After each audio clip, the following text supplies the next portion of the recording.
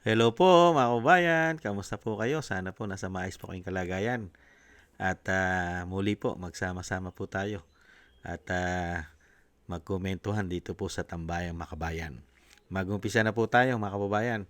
At komentuhan po natin, ito pong mga miyembro po ng PDP Laban ay nagtipon sa Davao City sa pangunguna po ni Mayor Baste. At meron din pong pahayag ang ating butihing mayor na siya rin po ay kasama po sa listahan ng mga ikukulong mga kababayan. Unahin po muna natin ito, mga kababayan. Pakinggan po natin at panoorin. Ikinasang National Assembly ng Partido Demokratiko Pilipino sa Davao City. Bit-bit ang pangakong paglaban sa korupsyon.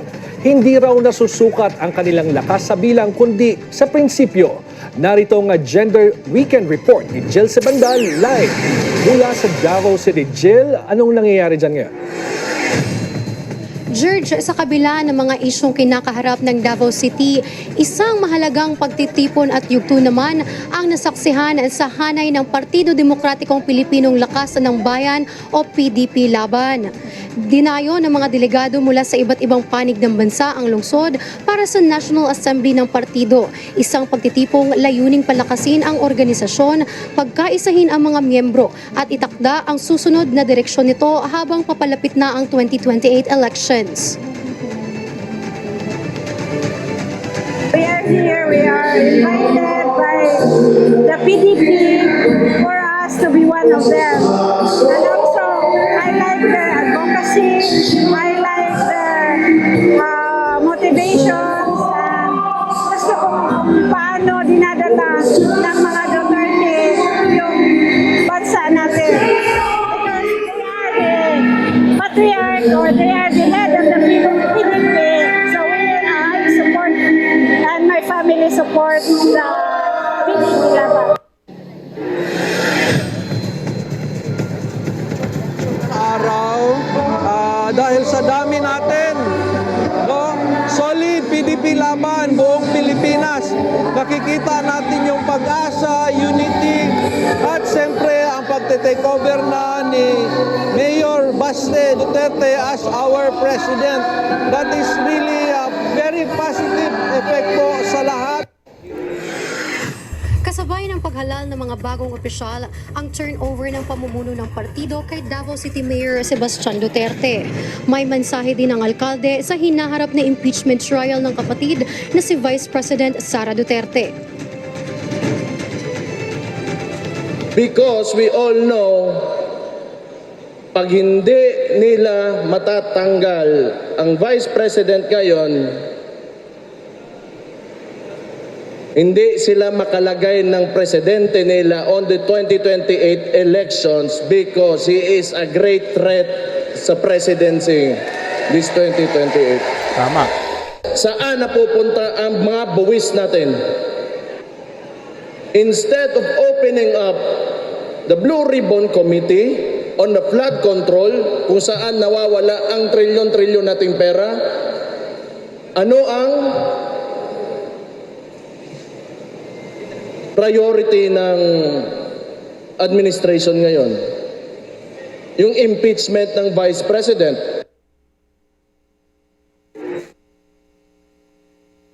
Congratulations and more power sa PDP at sana lumago pa yung party, lumaki pa at isa naman ang ating layunin sa PDP na paano tayo makaserbisyo na muli sa ating mga kababayan. Yan po mga kababayan.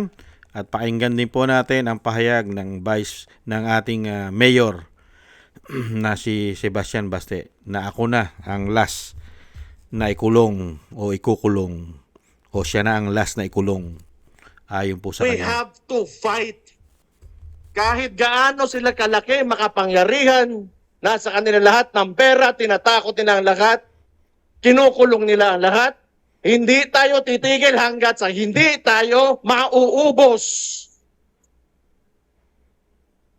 Pero mauna muna kayo ako na last kulong.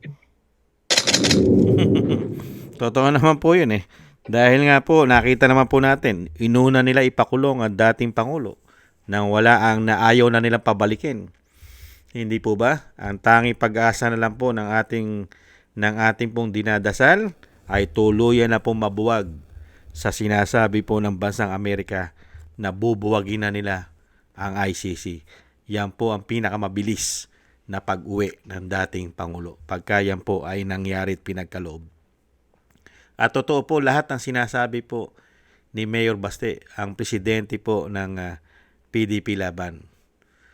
At yan po, at alam nyo po mga bayan, yan pong pagpupulong po ng PDP Laban sa Davao, kinikriticize pa po yan.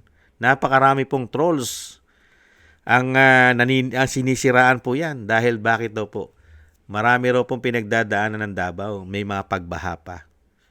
Inuuna pa raw po ang politika. At ito po mga parties na ginagawa po nila. Ito po mga leader, miyembro at pinalalakas nila. Ito pong PDP Laban. Ang Davao City, kahit po yan, binabaha. Dahil alam naman po natin ang Davao City ay below sea level para pong Maynila yan. Pero alam naman din po natin, ang Davao City ay maayos po ang kanilang flood control. Kahit po nagkakaroon po ng baha, hindi po tumatagal ng araw, linggo, buwan ang tubig sa kanila. Pag wala na po ang ulan at hindi na po tuloy-tuloy ang pag-ulan at yung pagbagsak ng malalaking tubig na nanggagaling sa kabundukan, mga kababayan, ang flood control nila'y gumagana. Hindi po ba? At maayos po ang sistema ng politika at gobyerno sa Davao City. Kaya hindi po nila pinoproblema yan. Ang nangyayari, ang namumblema lang po dyan, ito pong mga kritiko, lalong-lalo po yung isang damukal na nababayaran nila ng mga trolls, di umano. Aatake talaga yan na parang mga aso. Yung isa nga namatay na yung grabe rin ng bunganga. Hindi po ba? Dahil nga po, bayad. Pero dito po mga kababayan, totoo po yung lahat ng sinasabi ni Mayor Baste. At syempre po, lahat po ng mga parties, mga leader, ang tanging hangarin po ay ang makabalik ang tunay na serbisyo at panagutin lahat ang pera na nawawala. Kaya nga hinahanap ni Mayor Baste, nasaan ang trilyon-trilyon, daan-daang bilyon, buwis natin, nawawala.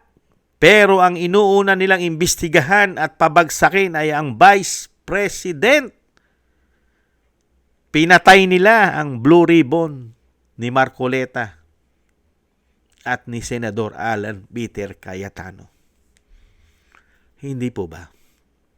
At nasa na rin ang investigasyon ng House of Representatives sa trilyon at daan-daang bilyon flood control scandal.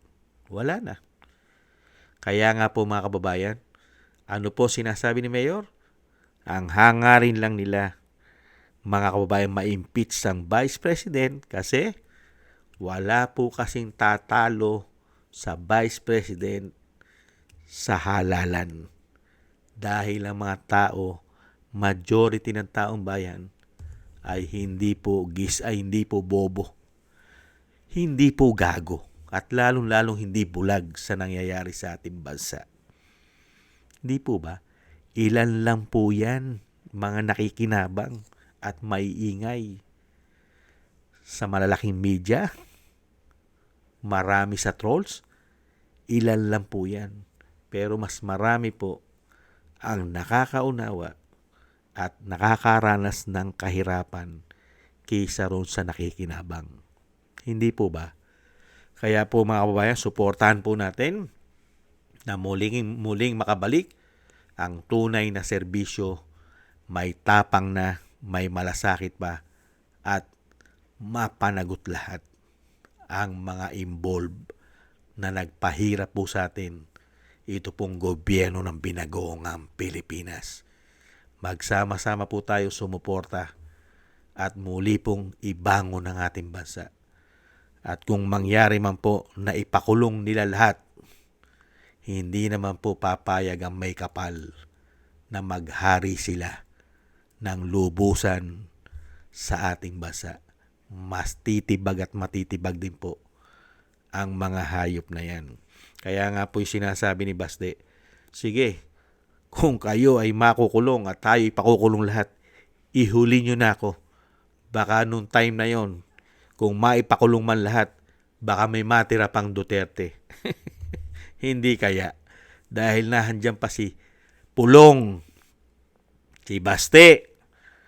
At syempre ang taong bayan, papayag ba na arestuhin nila ang Vice President na ganun-ganun lang sa laki ng korupsyon nangyayari sa gobyerno, tapos pupuruhan mo Vice President sa mga fishing expedition nila?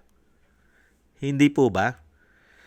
Malabo po yan. Tsak na magre-react po ang majority ng taong bayan. Hindi lang po sa Luzon, lalong-lalo po sa Mindanao at Bisaya. Hindi po ba? At yan po yung yan po yung hindi lang kumikibo. Pero pagka po yung punong-puno na sa galit, pagiging dismayado sa ginagawa nila, baka po tuluyan ng mapuno ang tinatawag na salop. Hindi kaya.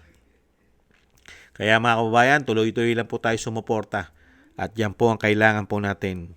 Ang muli pong maibangon ang ating bansa. At muli pong ang mga tao na ito ay tuluyan na pong mabuwag. Kailangan po kasing mabuwag ang mga sindikato sa ating bansa. Kasi ginawa po kasi nila sindikato ang gobyerno. At yan po sana ay mabuwag. At wag po tayong pumayag. Tuloy-tuloy lang po tayong sumuporta, mga kababayan.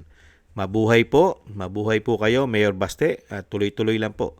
Dahil ang majority ng mga Pilipino, kasama po ang ating mga kababayang bayaning mga OFW, ay nakasuporta po sa muling pagbabago at pagbangon ng ating bansa. Dahil alam naman po natin na hindi papayag ang mga Duterte na hindi po mabawi ang mga kayamanan at pera ng taong bayan na pinagnanakaw nila. At sana isama rin po ang mga pera na pinambili nila na mga ari-arian sa labas ng bansa. Kung pera po ng taong bayan ang pinambili nila sa mga bahay nila, ari-arian. Hindi po ba na pumuputok ngayon na lahat sila halos ay may bahay sa ibang bansa? Dahil sabi nga ng mga kababayan natin, isa po nilang